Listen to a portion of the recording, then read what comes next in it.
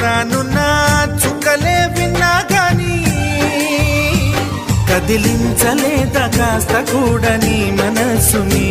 పరదాలు దాటి ఒక్కసారి పలకరించవేమి అందరినీ ఇలా వెంటపడి అడగాల సరదాగా నువ్వే ఎదురైతే సరిపోదా నిద్రపోతున్న రాత్రి నడిగా